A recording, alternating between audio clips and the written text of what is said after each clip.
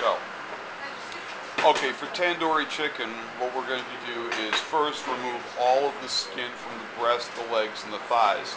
It's not that important that we remove the skin from the legs because we're not going to remove the skin from the wings because the wings really aren't going to be going into this. We can use the wings for stock or for something else. After removing the skin, it becomes very easy to find the joints and to pop the thigh joint out. Remove the leg and the thigh from the carcass and set that aside. Do the same thing on the other side of the bird. Pop the thigh joint out.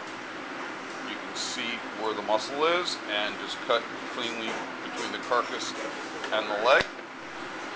Now, this is perhaps different from something you've seen before.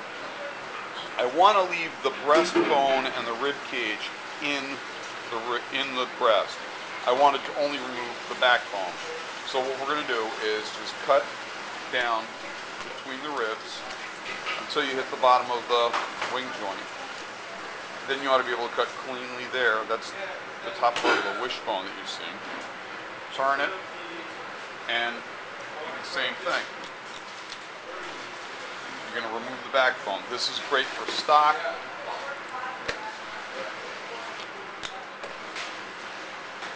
But not much else. The reason we've left the cartilage and the rib cage in is when you're cooking in a tandoori oven, the meat is put on skewers, and the skewers are standing upright in the oven. So you want to have something for the skewers to grab onto, so the chicken doesn't slide off the skewer and end up in the bottom of the oven. Okay, so we've got the rib cage, we've got the cartilage, the breastbone, and the knife should easily pierce through the breastbone so that you can cut the breast into two separate lobes. Any extra fat that you have along the edges is good to trim off. There's no drip tray in the bottom of the tandoori oven, and the fat renders out from the skin and could potentially cause a fire in the bottom of the oven. So the less skin and fat that you've got on the chicken, the better.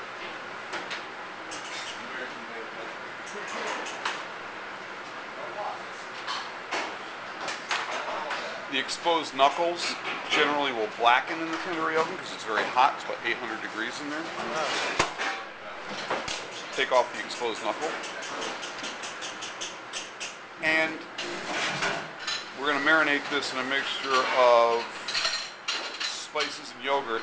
And we want the meat to be able to accept that marinade easily. So we score the flesh. And then we cut it into small pieces.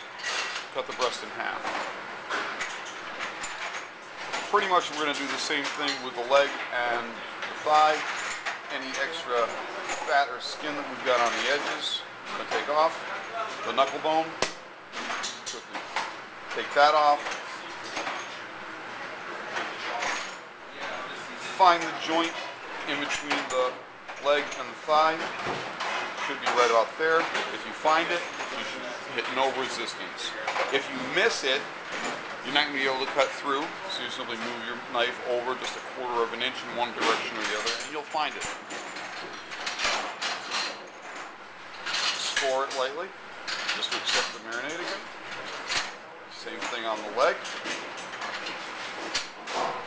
You're going to toss all this together in your marinade of yogurt and spices and chili chutney.